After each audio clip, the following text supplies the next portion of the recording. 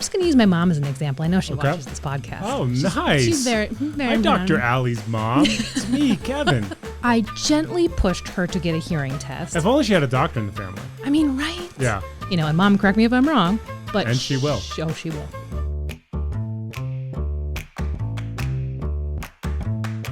Welcome to the Ask an Audiologist podcast, real audiology white papers written by real audiologists and explained to you by a real audiologist and a guy who isn't. Now, here are your hosts, Dr. Allie Tressiter and Kevin Ziener.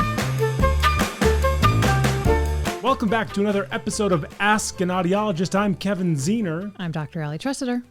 Today, Dr. Allie and I will be discussing a question posed by Dr. Taylor Shabbat of Atlantic Hearing Care.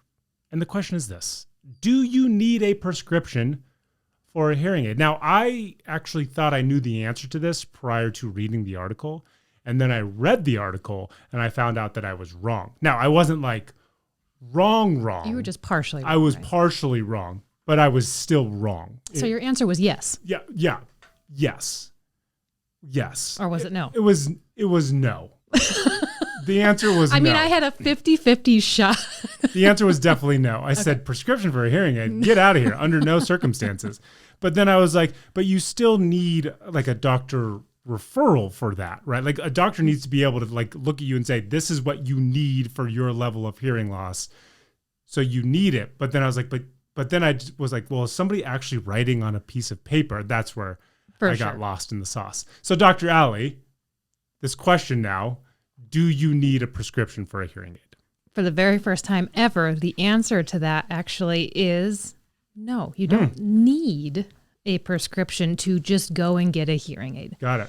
Now, that is a broad strokes answer. Sure. Now, first, to address your confusion about... my 50-50 answer. Yeah, the 50-50. So prescription, I think when people think prescription, they think I'm going to Walgreens to pick up my heart medication, Got right? it. Yes. That's where my brain went. Right? So when we say prescription in the audiology world, what we're referring to is, getting a full diagnostic hearing test where the hearing care professional has taken into account, exactly what the hearing test showed us, but then your lifestyle and areas you're having trouble, and they take all this information and compile it and say, here is what you need for your hearing loss, right? And so that recommendation is essentially the prescription, but they've got the objective data in the hearing test to back it up, right? And so when I say that you actually don't need a prescription, it's because we now, as of late last year, have OTCs, yes, over the counters. So you actually don't need a prescription for those. However, a big caveat with those is they are for, and I quote, self-perceived mild to moderate hearing loss, and they are a one-size-fit-all solution. Got it. Okay, so really there's no conversation about style or what they look like or anything like that, because it's one size fits all, and it's self-perceived mild to moderate hearing loss. Now, I can tell you, I'm just going to use my mom as an example. I know she watches this podcast. Oh, nice. She's very I'm Dr. Allie's mom. It's me, Kevin.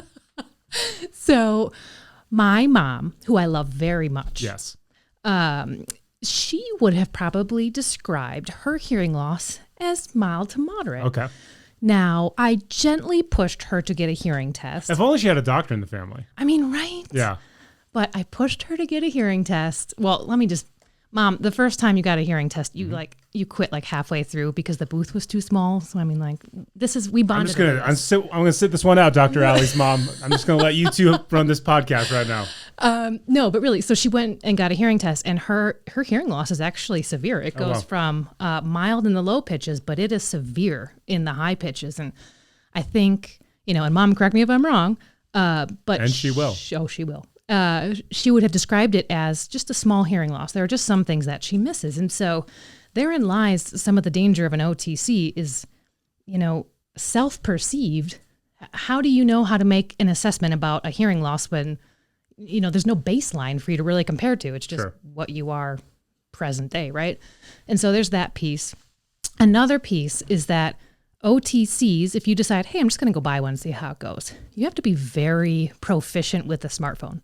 Because that's how you're going to, quote unquote, fit the hearing aid for you. Because, right, you need different different gain or volume for different frequencies. Yeah. And so you're just using your smartphone, which is not calibrated, to kind of fit the best that you can. Right.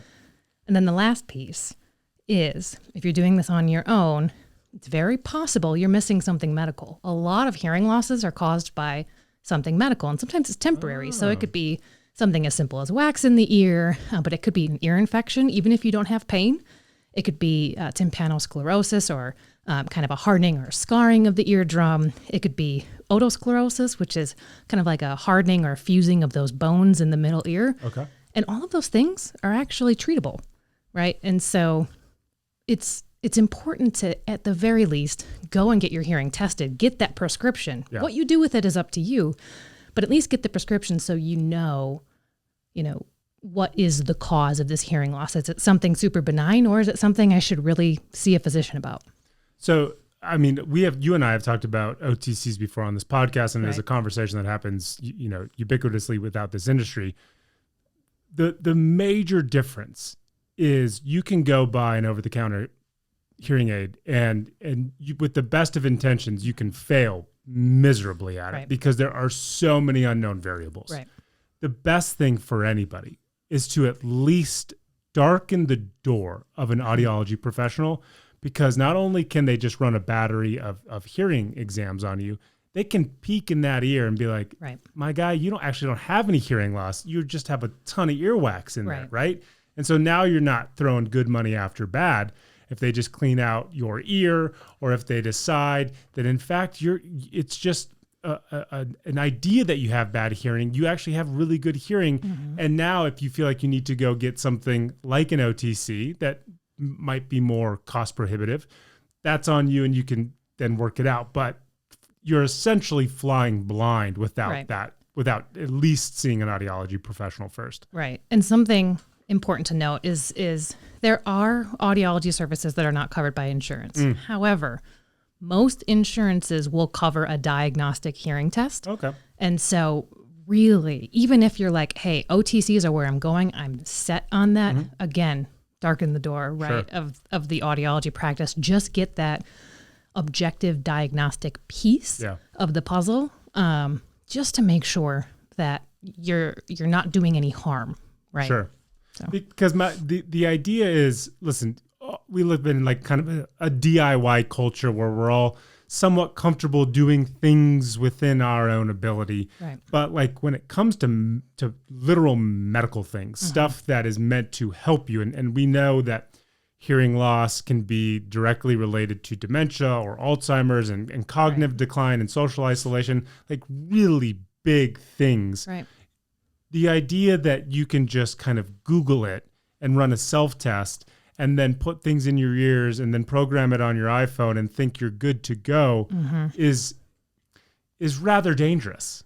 Right. And so when I look at patients and I kind of try to classify like who is the patient that will opt for an OTC, who is the patient that will go through and go to an audiologist and get a prescription, I kind of categorize them really, one is a patient and one is a consumer. So it's important to ask yourself, as a patient, your hearing healthcare, are you simply a consumer, or do you want to be a patient? Yeah. And so, when you go to an audiologist and you get a prescription for hearing aids and they fit those hearing aids, there are all sorts of things they do to make sure that those hearing aids are exactly right for you. One of those things being real ear measures, which we put a microphone in your ear, right? And we're measuring to make sure that the sound that's going into your ear with the hearing aid is in fact what it is supposed to be. Because I don't know if you know this, but just by the bends in your ear canal, you have different resonances. A lot of times it happens at like 4,000 hertz. Sure. And so just the anatomy of someone's ear can change how loud or quiet something is. Even though on the computer, we think we're giving out, whatever volume, it may not actually be that at the eardrum.